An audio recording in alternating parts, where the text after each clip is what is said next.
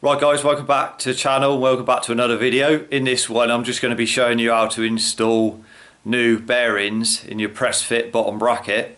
So I'll go ahead and we'll run through the steps. Right, so the first job in this is just to remove your chain from your bike, just to make life easier to do the job. So we'll just get rid of the chain out of the way.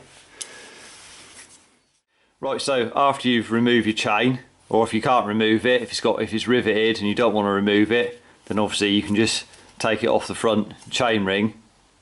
Then you can do it that way as well if you don't want to remove the chain completely, but it's just easier to remove it out of the way.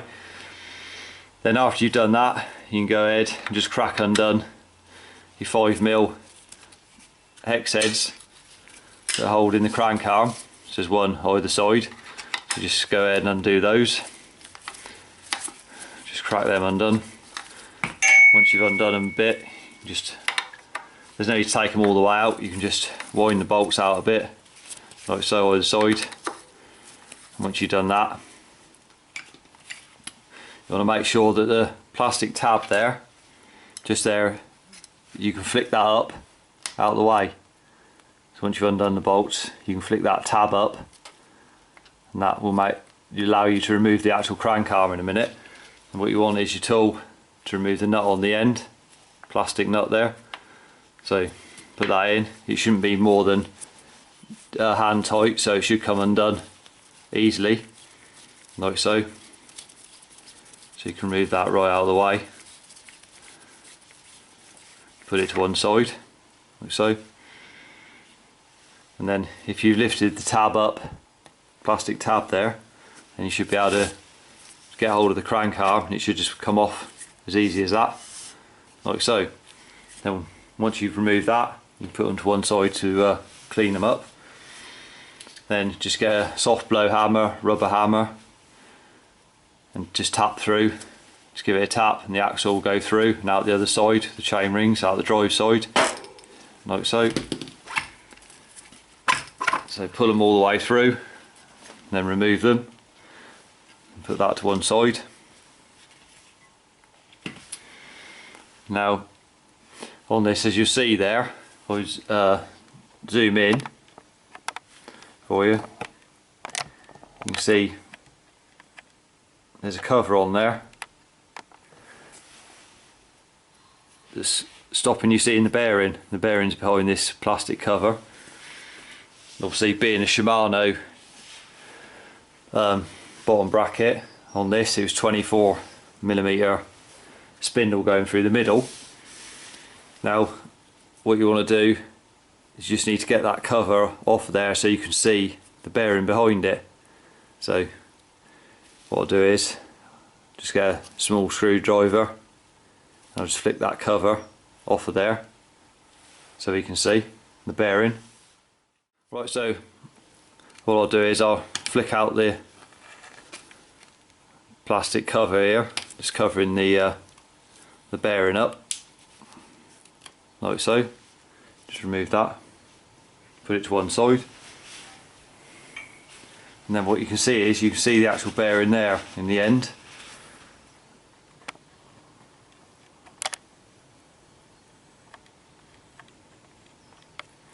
There's the bearing itself. I'll try and turn this bearing, and as you can see, it won't turn. As I thought, this bearing, this side, is partially seized up. That's why the cranks are so hard to turn. It's got nothing to do with adjustment or anything like that, it's just because of these bearings, or this one in particular. I don't know about the drive side, but this one won't move. So as you can see, so this same process for the drive side. We just hook out the cover over the bearing and to reveal the bearing on the opposite side. Right, so I've removed the cover from the drive side, so I thought I'd just show you. As you can see, drive side bearing turns just as it should. so the non-dry side's partially seized up. Right, so this is the non-dry side. I'll remove this bearing first. So using a tool like this with the spring ends on it, what you can do is pass it through like so. So you're going in backwards, and then what you want to do is just pull it through till it springs open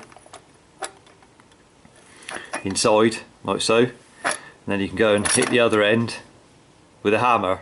Give it sharp blows with a hammer. Now yours might not necessarily look like this. Yours might be flush with your frame. It might not have this adapter piece on the end like you see here, just making it poke out further. Yours might just be flush, but the same principle applies to removing it. So what I'll do is, I've got that through now, so I'll just go and hit that through from the other side with a hammer.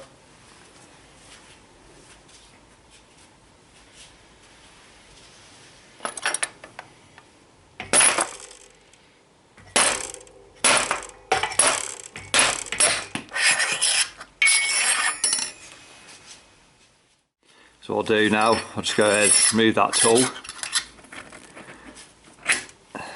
And as you can see in the end there, got the sleeve up in here.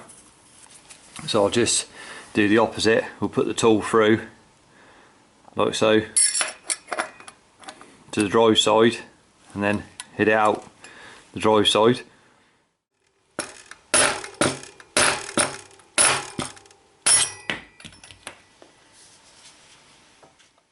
Right, so there you see the drive side cut removed, the spacer in the middle. As you can see, you'll see that'll just, those will pull off. There'll be a rubber O-ring in there, so you can pull that off like so. So now you can go ahead, clean up your bottom bracket area. Right, so here's the bottom bracket.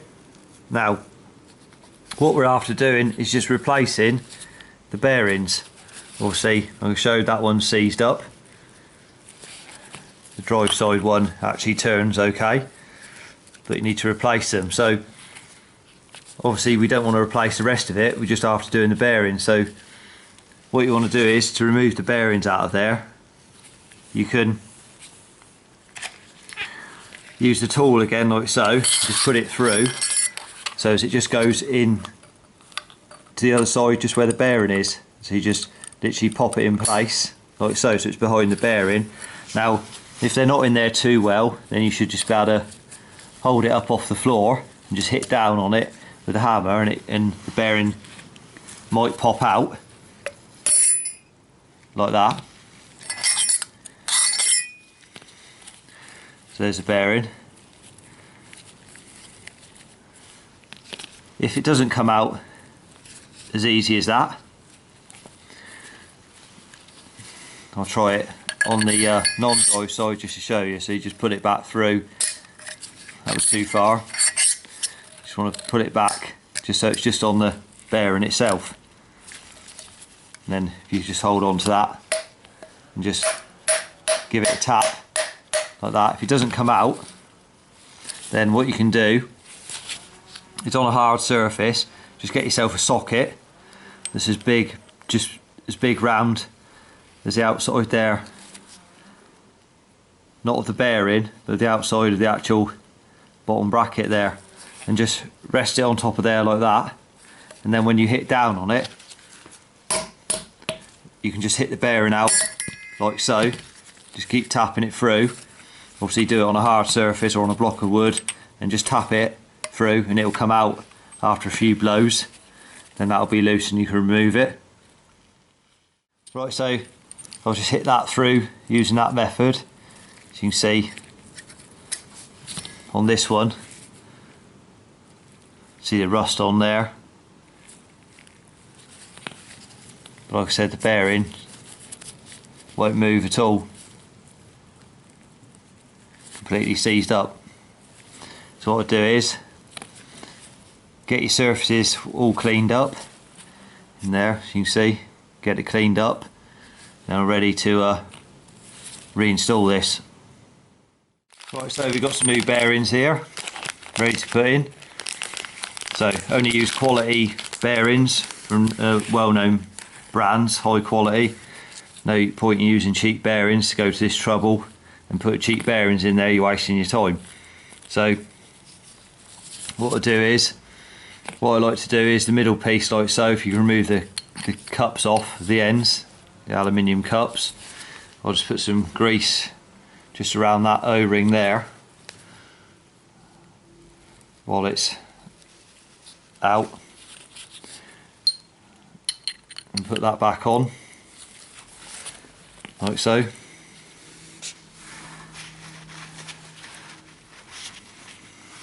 And then with the bearings,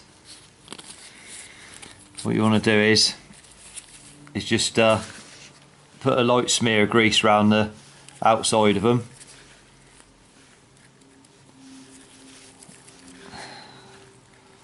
like so, and then the surface is going to be at the back there. I'll just put some grease over that, over the seal on the back there while it's out, just to help keep the water out of there if you get any water going in.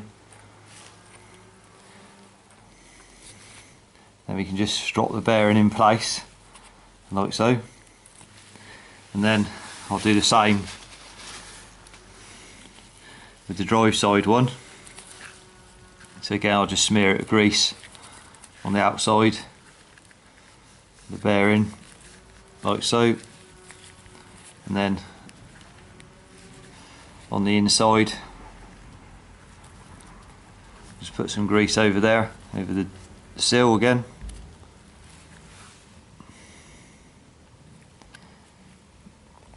You can pop that in place like so. Right, so once you put a bit of grease on the bearings and just put them in by hand and you've got them levelled up, then to finish them off you can just remove that like so. You want to put it on a hard surface and then get a socket that just matches the size of the outside of the bearing like so. Then all you got to do is tap that in with a hammer, just lightly tap that down, and it'll just seat the bearing in there so you know it's fitted properly.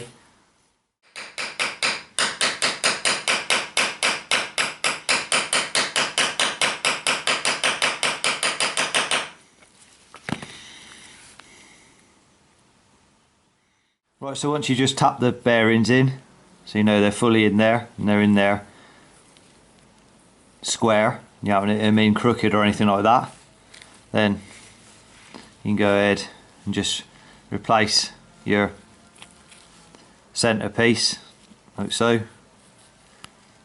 Obviously remember that it's handed, these normally have arrows on them left and right, somewhere you'll see arrows on it. So we're ready to go ahead and reinstall that into the frame.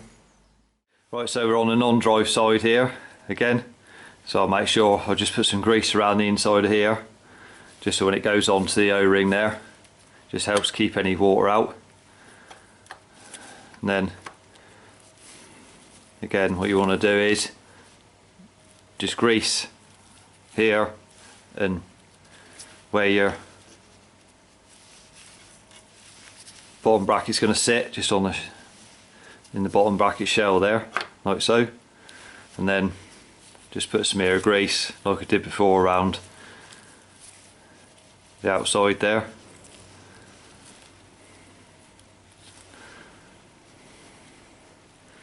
And then same thing again,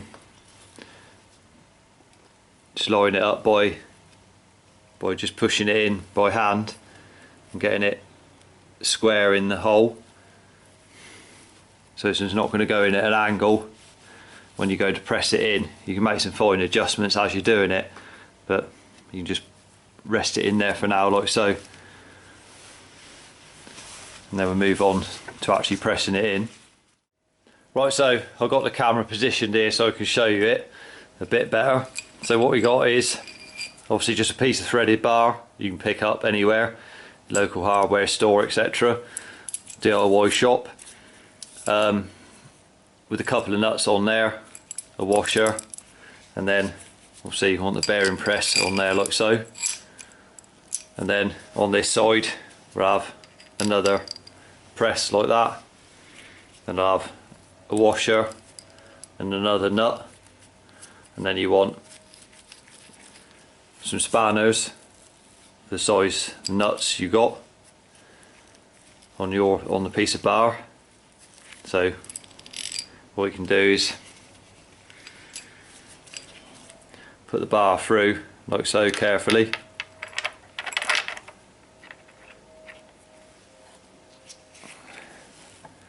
and put that on the non-drive side there like so. We'll get it all leveled up in a minute. You just want to get it in position to start with. So get this started on there.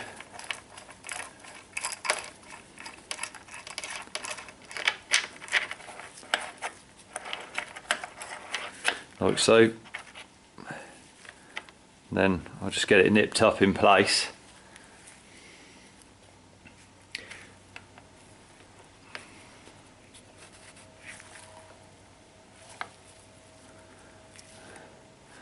Like so, make sure it's all square on each side. Make sure the tool's square on there. Just going to push it in nice and evenly, like so.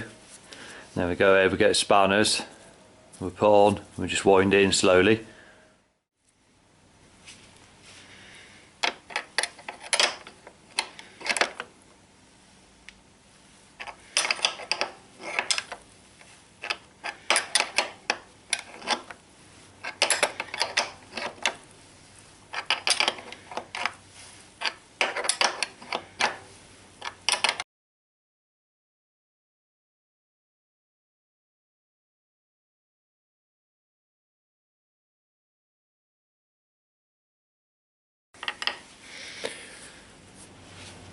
Right, so there you go, that's that pressed in. Obviously what you got to do is just keep your eye on both sides, make sure they're going in nice and even and equal, both sides. Now once you got it fully pressed in like so, just nip it up in there. You can't go any further, so it's nipped up. And then once you give it snug down, then you can just undo the nuts again and remove the bar from the middle. Right, so once you're happy and you got that installed, just obviously check the bearings, make sure they move okay, both sides, like so. And then on this particular one, I'll just put the cups back in, shim it down so it's 24mm axle. I'll just put a little bit of grease on them, I'll just pop those back in place.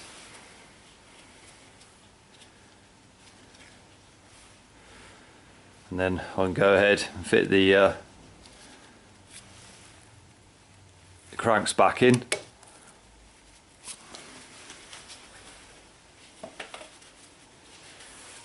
So before you go ahead and refit your crank, just put a bit of grease on the shaft through the middle there. Just put some smear of grease over it before you slide it back in.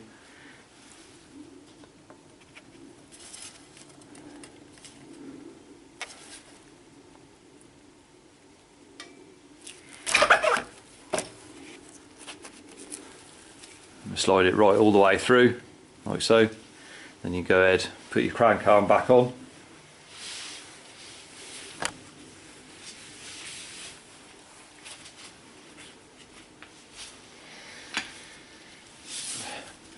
So refit the crank arm back on there.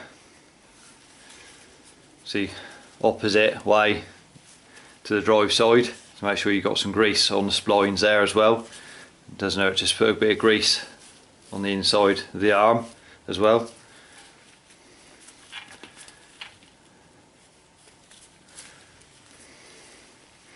So you just line up the notch with it, obviously opposite to the drive side. Making sure the plastic tab's still out, otherwise you won't be able to push the arm on. So once you've done that, go ahead and refit your plastic nut back in the end. All you've got to do with these, just preload, put some load on the bearings. So that's all it's doing. So once you got this started, and what you want to do is just nip it up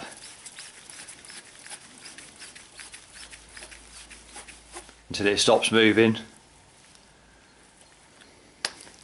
then just check it like so. Make sure your crank spin's okay. You don't want to tighten it up this really tight, because all you're doing is putting too much load on the bearings. All these should be done is just nipped up. The nut on the end, just literally nip it up and that's it. It's the actual bolts here that are holding the arm on. That is just loading the bearings, preload on the bearings. So if you do this up too tight, then you're just shortening the life of your bearings. So once you've done that up, nip that up. It's only like 1.5 Newton meters of torque on that plastic nut, that's all it is. Then you go ahead, push down your plastic tab there, like so. And then get your 5mm and just snug down one at a time till that one stops moving. And then do the same with the other one. Just tighten it down till it stops and a bit more, and then go back to this one, do the same, and then go back to the other one. Just do them a bit at a time, like so. Then what you want to do is just get your torque wrench out and finish them off. 12 to 14 Newton meters on those to finish them off. Right, so there's the steps complete for you. Now in that video I was just removing the complete bottom bracket out of the bike, as you saw, by knocking it through. Now you can just remove the bearings, the two bearings, and leave the bottom bracket in place. So you can just knock the two bearings out. But if the bearings don't come out very easily, what you'll find is when you're knocking the bearings out, you'll be dislodging the cups in the bottom bracket shell anyway. So you might as well just remove the whole thing, service it and put it back in. But you can remove the bearings just on their own. You don't have to remove the whole shell like I showed, the whole bottom bracket itself. So that's just a side note for you, just in case you just wanted to change your bearings only without removing the whole thing. If yours isn't creaking or anything, you don't have a problem with it, you can just remove the two bearings. But like I said, if they don't come out if they're stuck in there, then you'll find that when you're knocking the bearings out, the cups will be coming out the bottom bracket shell itself. So you'll have to remove the whole thing and start again. So that was just a tip for you. So if you found the video helpful, remember to give it a thumbs up, subscribe to the channel for more cycle related content. Till next one, ride safe and I'll see you then.